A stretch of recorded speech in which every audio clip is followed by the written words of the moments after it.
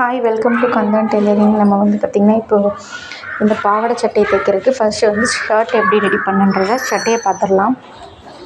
அதுக்கு வந்து ஃபஸ்ட்டு வந்து நான் வந்து நெக்கெல்லாம் அடித்து திருப்பிட்டு பின்னாடி ஹூக்கெல்லாம் வச்சுட்டு இப்போ வீப்பட்டி ஹைப்பட்டி வச்சுருக்கேன். வச்சுட்டு ஷோல்டர் ஜாயின் பண்ணியாச்சு. இப்போ வந்து நம்ம நெக்குக்கு வந்து லேஸ் கொடுத்து அடிச்சுக்கலாம். இப்போ லேஸ் வந்து பார்த்திங்கன்னா அடித்து முடிச்சுட்டு இப்போ வந்து கை எப்படி கட் பண்ணுறதுன்னு பார்க்கலாம். இது வந்து நான் வந்து சென்டர் ஃப்ளீட் மட்டும் வர மாதிரி கை டிசைன் பண்ண போகிறேன். ஸோ வந்து 4ஆக வந்து ஃபேப்ரிக்கை மடிச்சுட்டு 4 இன்ச்சு எடுத்திருக்கேன். நான் 4 இன்ச்சு வந்து ஃப்ளீட்ஸுக்கு வச்சுருக்கேன். சென்டர் பாயிண்ட்லேருந்து கரெக்டாக 4 இன்ச்சு எடுத்துக்கோங்க. 4 இன்ச்சு வந்து மேலேயும் ஃப்ளீட்டு கீழேயும் ஃப்ளீட்டு. ஸோ வந்து அந்த 4 இன்ச்சுக்கு மார்க் பண்ணிவிட்டு எனக்கு எவ்வளோ லென்த் வேணுமோ அந்த லென்த்துக்கு வந்து நான் வந்து வச்சுட்டு மீதியை கட் பண்ணிட்டேன். ஸோ வந்து இந்த ஃப்ளீட்ஸ்க்கு விட்டதை மட்டும் நாச்சு கொடுத்துக்கலாம். சென்டர் நாச்சும் கொடுத்துக்கலாம். அந்த 4 இன்ச்சு வந்து மார்க் பண்ணியிருந்தோம் இல்லைங்களா, அந்த இடத்துலையும் நாச்சு கொடுத்துக்கலாம். இப்போ நாச்சு கொடுத்த இடத்துலேருந்து நம்ம வந்து ஃப்ளீட்ஸ் எடுக்க ஸ்டார்ட் பண்ணலாம். சென்டர் பாயிண்ட் வரைக்கும் ஃப்ளீட் எத்தனை வருதோ அதே மாதிரி இந்த சைடு நாச்சு கொடுத்துருக்கோம் இல்லைங்களா,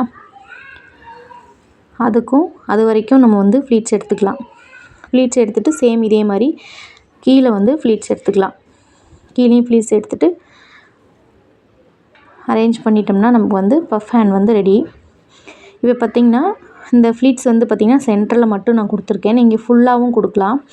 எனக்கு வந்து இதே சாரியில் இன்னொரு பாப்பாவுக்கு ட்ரெஸ் தைக்க வேண்டியது இருக்குது. ஸோ வந்து பெரிய பாப்பாவுக்கு தைக்கணும். ஸோ அதனால் வந்து நான் சென்டர் ஃப்ளீட் மட்டும் எடுத்துக்கிறேன். ஏன்னா கைக்கு துணி நிறைய எடுத்துட்டோம்னா அவங்களுக்கு துணி பத்தாது. ஸோ வந்து அவங்க சென்டர் ஃப்ளீட்ஸ் மட்டும் எடுத்திருக்கேன். சேம் வந்து நம்ம இப்போ பார்டரில் வந்து பார்த்திங்கன்னா சாரியில் வந்து கீழே பிக் பார்டரும் மேலே வந்து சின்னதாக அந்த மாதிரி சின்ன பார்டரும் கொடுத்துருக்காங்க. ஸோ அந்த சின்ன பார்டரை வந்து நம்ம வந்து கைக்கு வந்து கீழே கொடுக்க போகிறோம். ஸோ வந்து சின்ன பார்டரை கட் பண்ணி எடுத்துகிட்டு எவ்வளோ லென்த் வேணுமோ நம்ம அந்தளவுக்கு கட் பண்ணி எடுத்துகிட்டு அடித்து இந்த இப்போ எப்படி வச்சு அடிக்கிறனோ அதே மாதிரி வந்து பார்த்திங்கன்னா கீழே வந்து நல்ல பக்கம் வந்து இது மேலே வச்சு அடித்து கரெக்டாக வந்து நம்ம வந்து டேர்ன் பண்ணிக்கலாம். டேர்ன் பண்ணிவிட்டு அது மேலே ஒரு தையல் மடித்து அடிச்சுட்டு வந்துட்டோம்னா நமக்கு அழகான கை வந்து கீழே பார்டர் ரெடி ஆகிடுங்க. சேம் இதே மாதிரி அடிச்சுக்கலாம்.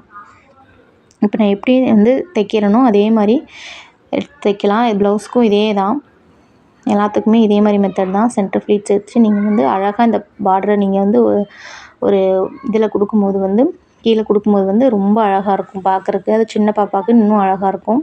ஸோ வந்து இதே மாதிரி இன்னொரு கையும் ரெடி பண்ணி எடுத்துக்கலாம். இப்போ நான் 2 கையும் ரெடி பண்ணிவிட்டு கையை வந்து ஜாயின் பண்ணுறேன். 2 சைடும் கை ஜாயின் பண்ணிவிட்டு சைடு அடிச்சிட்டோம்னா ஷர்ட்டோட ஒர்க்கு முடிஞ்சுது, அவ்வளோதான். இதோட ஒர்க்கு பார்த்திங்கன்னா இவ்வளோ தான் ஒர்க்கு.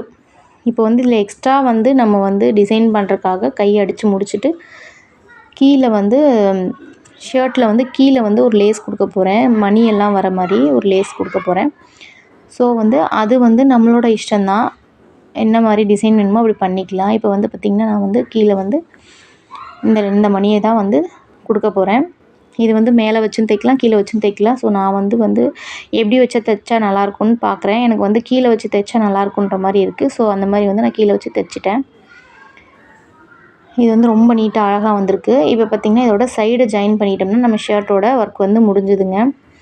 இதோட இன்ஸ்கர்ட் ஒர்க் வந்து பார்த்திங்கன்னா நான் வந்து நெக்ஸ்ட் வீடியோவில் பார்ட் 2ஆக வந்து கொடுக்குறேன். இப்போ வந்து சைடு ஜாயின் பண்ணுறதுக்கு என்ன தேவை அப்படிங்கிறத வந்து மெஷர்மெண்ட்டெல்லாம் ஆல்ரெடி எடுத்துருக்கோம் இல்லைங்களா, அதில் கரெக்டாக கட் பண்ணி இது பண்ணிக்கலாம். இப்போ வந்து பேக் சைட்லேயும் நான் வந்து அதே ஒர்க்கை வந்து கொடுத்துருக்கேன். அந்த லேஸ் ஒர்க்கே கொடுத்துருக்கேன். இது பார்த்திங்கன்னா இந்த மணி கட் பண்ணாலே அதில் மணியெல்லாம் உதிர்ந்துட்டு வருது. ஸோ வந்து எந்த இடத்துல கட் பண்ணுறோமோ அந்த இடத்துல வந்து அந்த நூல் இருக்கும். அந்த நூலை வந்து ஒரு இது பண்ணிக்கலாம், நாட் கொடுத்துக்கலாம். நாட் கொடுத்துட்டோம்னா திரும்ப அது கழண்டு வராது. பட் வாஷ் பண்ணும்போது பார்த்து வாஷ் பண்ணணும். இப்போ வந்து நான் வந்து எக்ஸஸாக உள்ள வந்து நிறைய துணி விட்டுருக்கேன். ஏன்னா சின்ன பாப்பாங்கிறதுனால கொஞ்சம் வளர்ந்ததுக்கப்புறமும் போடுற மாதிரி கொஞ்சம் எக்ஸ்ட்ரா துணி உள்ளே விட்டுருக்கேன். வேணுங்கும் போது தையலை பிரிச்சுட்டு நம்ம வந்து யூஸ் பண்ணிக்கலாம். ஸோ அது மாதிரி வந்து 2 சைடும் வந்து தையல் அடிச்சுட்டு எக்ஸஸாக இருக்க ஃபேப்ரிக்கை கட் பண்ணிடலாம். நான் ஒரு 2 இன்ச்சு வந்து உள்ள ஃபேப்ரிக் வந்து கொடுத்துருக்கேன். அதே மாதிரி இதோட சைடையும் வந்து அடித்து ஃபினிஷ் பண்ணியாச்சு.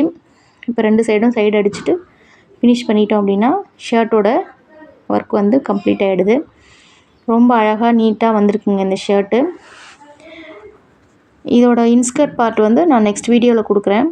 பிடிச்சிருந்தால் லைக் பண்ணுங்கள், ஷேர் பண்ணுங்கள், கண்டிப்பாக வந்து ஃபாலோ பண்ணுங்கள். Bye friends.